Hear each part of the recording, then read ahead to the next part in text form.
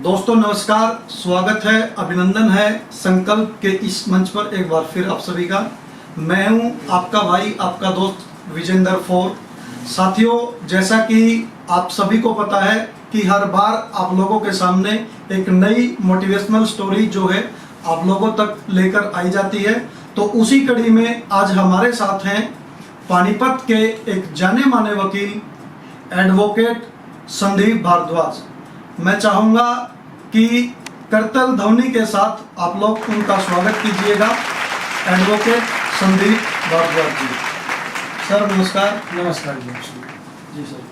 Sir मैं चाहूँगा कि आप एक बार जो है अपना परिचय दर्शकों को दीजिएगा। मैं संदीप भारद्वाज खलीला, पासी का गांव पानीपत के हमारे लगभग 13-14 किलोमीटर है। जी सर। और पानीपत ग्रामीण क्षेत्र है हमारा जी। जिला पानीपत हरियाणा से हूँ। छोटा सा जैसे आम गांव होते हैं ऐसा हमारा गांव है। बहुत ही छोटा गांव है, करीब 1100 वोटों का गांव है हमारा। जी। ग्रामीण परिवेश की जो सारी एक्टिविटियाँ, दिनचर्या जो भी आप सब अभी ग्रामीण परिवेश से आप सारा समझते, वहीं से मैं बिलोंग करता हूँ। तो साथियों, एडवोकेट संदीप भारद्वाज हरियाणा के पानीपत जिला में एक छोटे से गांव खलीला से बिलोंग करते हैं, जहां पर करीबन 1000 मतदाताओं का ये गांव है। और तो आगे जानेंगे हम जी। संदीप जी, आपकी एजुकेशन जो है, प्राइमरी एजुकेशन, हाई एजुकेशन जो है, उसके बारे में थोड़ा सा दर्शकों को बताइएगा कि आपकी एजुकेशन कहाँ से शुरू हुई है और कहाँ तक आप लोगों ने जो है वो स्टडी की। जी देखिए, शिक्षा हमने जो शुरू की, जैसे हमारे गांव में प्राइमरी स्कूल ही था। जी जी। तो प्राइमरी की शिक्षा हमने गांव में की। हमारा साधारण परिवार है, क्योंकि जो माता पिता हैं वो एग्रीकल्चरिस्ट हैं, थोड़ा सी ज़मीन है, ज़्यादा नहीं है। पिताजी मेरे हैं जो वो मोटर मैकेनिक का काम करते हैं। जी। अब तो एज्ड हो गए हैं, तो 60 के करीब हो गए हैं। जी। परमात्मा की आशीर्वाद के बाद हमने ठीक ठाक तो काम हुआ, तो उनको आराम दे दिया गया, आप रिटायर हो गए। जी। शिक्षा मैंने वहीं से ली, प्राइमरी शिक्षा वहाँ ली, फिर पश्चिम हल्का से की। जी। फिर उसके बाद हम सोनीपत पढ़े, फिर उसके बाद LLB की। जी। LLB के बाद प्रैक्टिस शुरू करी। जी। तो साथियों, आपको बताना चाहेंगे कि एडवोकेट संदीप जी की जो एजुकेशन की जहाँ तक बात है, प्राइमरी एजुकेशन गांव के ही स्कूल से की है। उसके बाद में एक उपमंडल गांव के नज़दीक है समलखा, वहाँ से एजुकेशन ली है।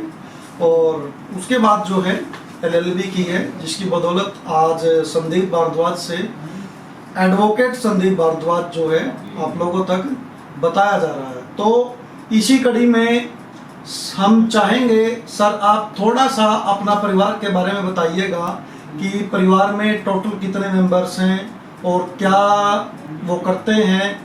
ठीक है, तो सर बताइएगा प्लीज।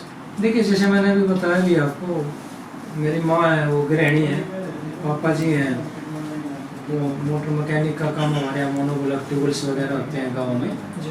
जो कृषि करते हैं, तो पानी के लिए मोटर मोनोबलक वही उनका काम करते हैं। और भाई हैं, हम 2 भाई ही हैं परिवार में। जी। वैसे पापा जी की जो जैसे फैमिली हमारी जॉइंट फैमिली रही है काफ़ी दिनों तक। जी। मेरे पापा जी 3 भाई हैं, तो दादा दादी सब हम जॉइंट फैमिली में ही रहते थे। अब थोड़े दिन पहले हम पानीपत शिफ्ट हो गए, इस वजह से परिवार थोड़ा गांव में कुछ रह गए, तो कुछ हम यहाँ आ गए। जी। तो भाई हैं वो टीचर हैं, जी। गेस्ट टीचर लगे हैं। जो भाई हैं, पापा मम्मी हैं।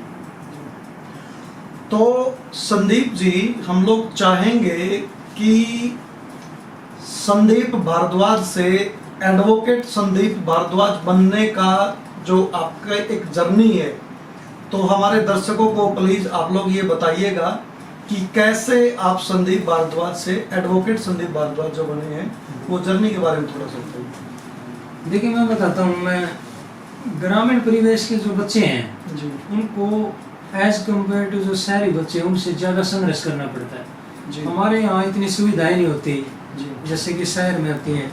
शिक्षा को लेकर हाँ, जो टीचर्स हमें मिलते हैं, जो बचपन में लगा लो या हमारे स्कूल में हमारा शोभा घर आगे, वो बहुत ही अच्छे थे, जिन्होंने हमें इतना मोटिवेशन किया भाई कोई भी बच्चा बेटे, हर बच्चे में टैलेंट है, जी कोई भी बच्चा कुछ भी कर सकता है।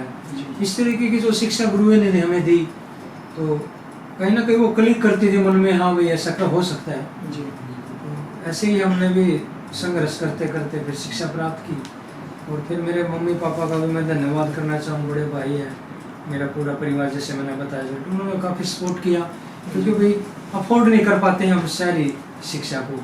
जी जैसे हम हॉस्टल में रहे, हॉस्टल लाइफ जी, जी सोनीपत से शिक्षा ली है, उसके बाद गांव से निकल के सोनीपत गए। और बताता हूँ ये भी मुझे लगता है, जैसे हम ग्रामीण के जो बच्चे होते हैं, हम जाते थे, जैसे उसके बाद का जो संघर्ष, जैसे बताएं आपको, हमारे में ना हेजिटेशन बहुत होती है ग्रामीण बच्चों में। अब तो चलो अब तो बड़ा टैलेंट है बच्चों में। हम जब से आए हैं हम देखते थे जो अच्छे अच्छे ऑफिस हैं, तो एक हेजिटेट होता था भाई, उनमें घुसने में भी डर लगता है बहुत सारा। जी शिष्य के जो ऑफिस होते हैं, जब हम थे मैं प्रैक्टिकल बात, जब हमने शहर आना शुरू किया, तो धीरे धीरे संघर्ष करते रहे यहाँ तक शिक्षा ग्रहण करके अब आपके सामने। जी तो साथियों, एडवोकेट संदीप जी ने जैसा कि आपको बताया है कि वो ग्रामीण अंचल से निकल करके आए हैं, और ग्रामीण अंचल के बच्चों में एक हेजिटेशन जो होती है, वो जब शहर में आता है तो बड़े बड़े ग्लास के या बड़े बड़े शीशों से जो बने हुए ऑफिस होते हैं, तो उनमें वो अंदर जब एंट्री करता है या उनके प्रति मन में उसके थोड़ी सी हेजिटेशन होती है। तो वही कुछ चीज़ें फेस संदीप जी ने की है। तो एटलीस्ट आज वो इस मुकाम पर पहुंचे हैं कि पानीपत में एक जाने माने वकील की हैसियत वो रखते हैं।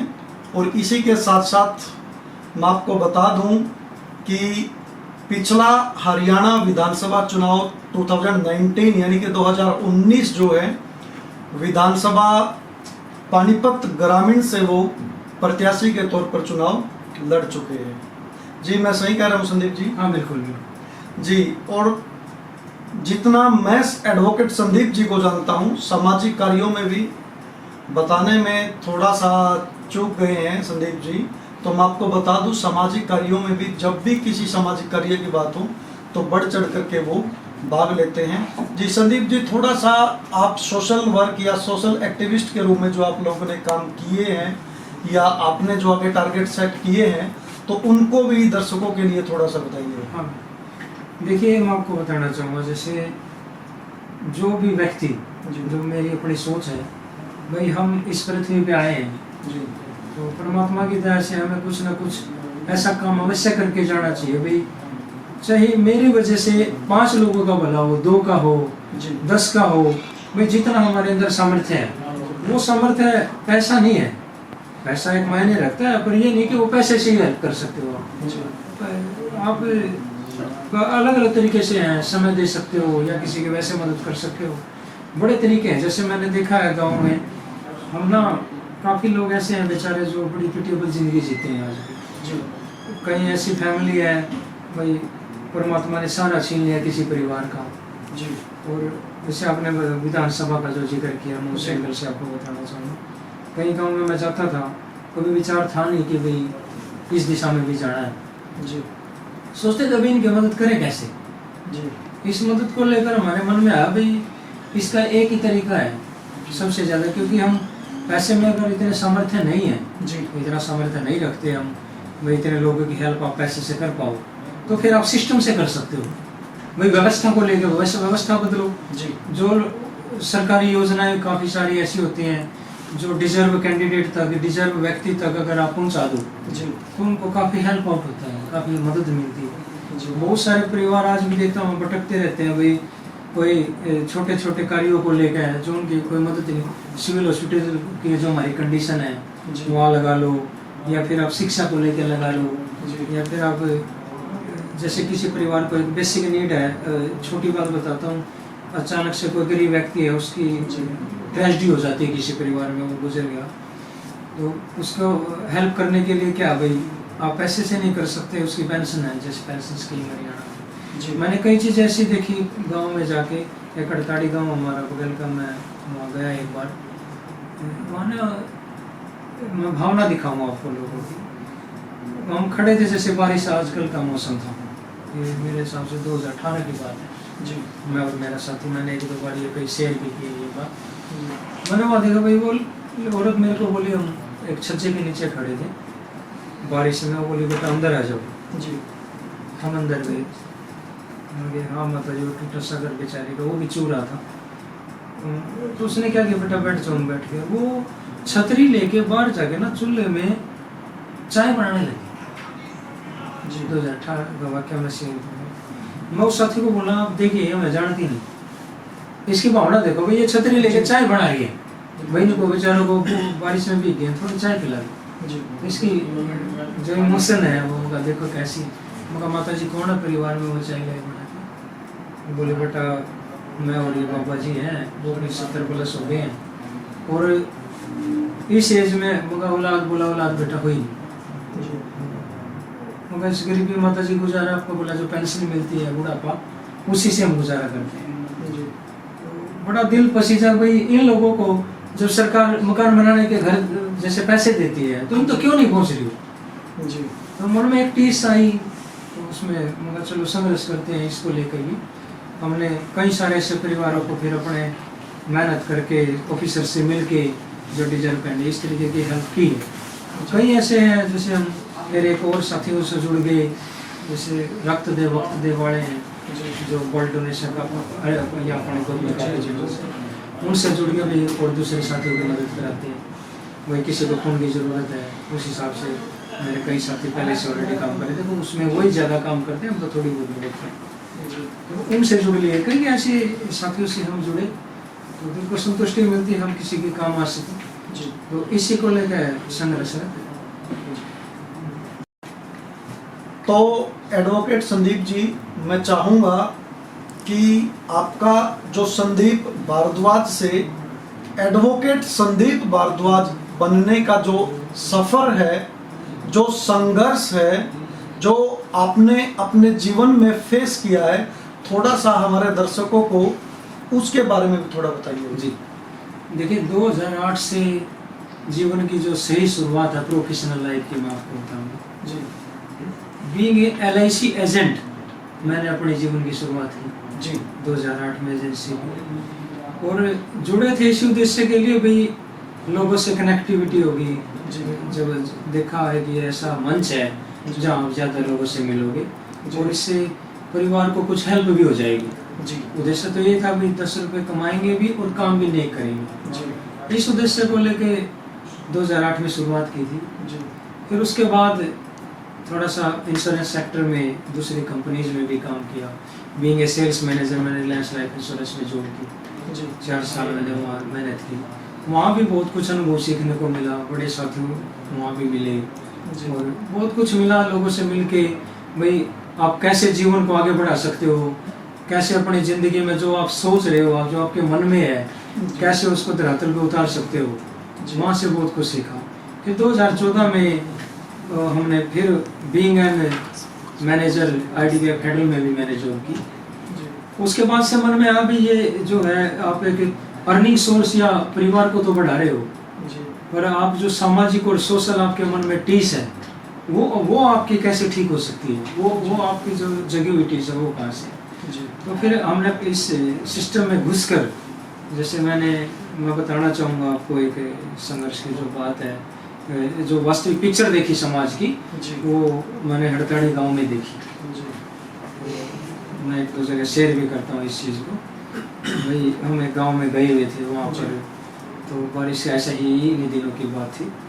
और इन दिनों की बात में जब मैंने देखा कि वहाँ वही एक महिला की हम ना बहुत ही गरीबीटेबल कंडीशन में औरत थी बेचारी, हम उसके परिवार में एक छज्जे के नीचे खड़े हो गए थे। मैं आपको दिल की जो भावना होती है ग्रामीण लोगों की, मैं जो बताना चाहूँ, वो हमें जानती नहीं। वो हमें बोले बेटा आ गया अंदर बैठ जाओ, हम अंदर बैठ गए, छतरी लेके चूल्हे में चाय बनाई उसने। आप उस भाव को इमेजिन करके देखिए जी। वही उसको फिर मैं बोला माता जी आपके परिवार में कौन है? बोला बेटी जैसे बाबा है वो बुजुर्ग है, औलाद हुई।